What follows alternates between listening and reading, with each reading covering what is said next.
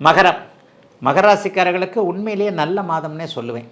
என்ன மாதத்தின் 15ஆம் தேதிக்கு பிறகு அட்டமாதிபதி அட்டமத்திலே உட்கார்றார். ஆனாலும் அவர் கேது கூட சேர்ந்து பங்கப்படுகிறது ஓரளவுக்கு நல்லது. கிரகண தோஷத்தை அவர் அடைகிறார்.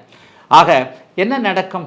6ஆம் இடத்திலிருந்து குரு பகவான் ஏற்கனவே உங்களுடைய 2ஆம் இடத்தை பார்த்து கொண்டிருக்கிறார். 2ல் இருக்கிற ராகுவை பார்க்கிறார். இது ஒரு பணவரவை தடை செய்ய முடியாத ஒரு அமைப்பு.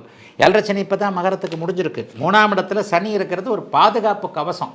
அந்த காலத்தில் பார்த்தீங்கன்னா ஈட்டி குத்துவாங்க, கத்தி போர் சண்டையை எடுத்துக்கிட்டிங்கன்னா கத்தி வேல் கம்பு தானே.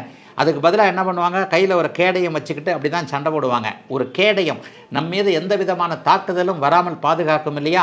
இது மாதிரியான கேடயம் 3ஆம் இடத்துல சனி இருக்கிறது.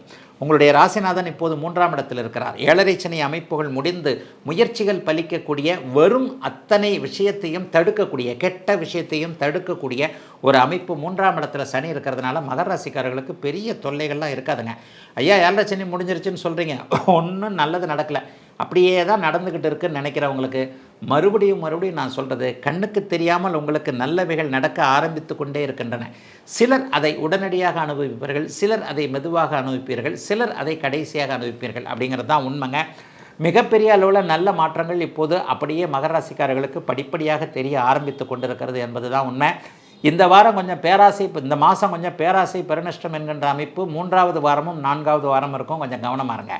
சூரியன் நெட்டில் வந்துட்டார் இல்லையா? யாராவது ஒருத்தர், சித்தப்பா பெரியப்பா அப்பாவின் மூலமாக வந்தவர்கள், அண்ணன் தம்பின்னு சொல்ல மாட்டேன், தந்தை வழி உறவினர்கள், சித்தப்பா பெரியப்பா போன்றவர்களோடு விரோதங்கள் வரக்கூடிய தன்மை, குறிப்பாக அத்தை போன்றவர்களோடு விரோதங்கள் வரக்கூடிய தன்மை, ஏதாவது ஒரு நிலையில் ஷேர் மார்க்கெட்டில் அப்படி போடுங்க, அல்லது எஸ்எம்எஸில் இப்படி வந்தது அப்படி வந்தது, வாட்ஸ்அப்பில் அப்படி வந்தது, 1 லட்சம் கொடு, டெய்லி 10,000, மாதம் 10,000 தரேன், இந்த மாதிரியான சீட்டிங் போடப்படுகின்ற விஷயங்கள் அட்டமாதிபதி வலுக்கும் போது இருக்கும் என்பதால் இந்த மாதம் 15ஆம் தேதியிலிருந்து பிற்பகுதி 3வது 4வது வாரங்களில் பண விஷயங்களில் கூடுதல் எச்சரிக்கையாக கண்டிப்பாக மகர ராசிக்காரர்கள் இருக்கணும். 20ஆம் தேதிக்கு பிறகு சுக்கிரன் 7ஆம் இடத்திற்கு வந்து விடுவதால் தைரியம், தன்னம்பிக்கை போன்ற விஷயங்கள் ரொம்ப தெளிவாக மகர ராசிக்காரர்களுக்கு வந்துடும். அதிலெல்லாம் எந்த விதமான ஒரு குறையும் இருக்காதுங்க.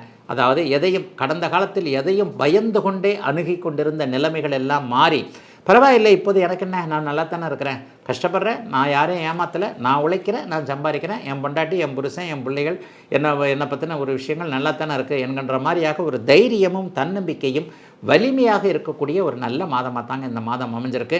7.5 சனி முடிஞ்சிட்டதுனால பெரிய கஷ்ட நஷ்டங்கள் இல்லைங்க. சிலருக்கு அதிகமான ஓட்டங்கள் இருக்கும். அதிகமாக அங்கே போகிறது, இங்கே போகிறது, பைக்கில் போகிறது, காரில் போகிறது, பஸ்ஸில் போகிறதுன்ட்டு வெளிநாடு வெளிமாநிலம் போன்ற தூர இடங்களில் இருக்கக்கூடிய மகர ராசிக்காரர்களுக்கு தமிழ்நாட்டில், இந்தியாவில் ஏதாவது வாங்கி போடக்கூடிய தன்மை, ஒரு வீடு வாங்குகிறோம், வீடு கட்டுறோம் என்கின்ற அமைப்புகள் எல்லாம் பலிக்கக்கூடிய யோக மாதமாக அமைந்திருக்கிறது அத்தனை மகர ராசிக்காரர்களுக்கும் இந்த மாதம்.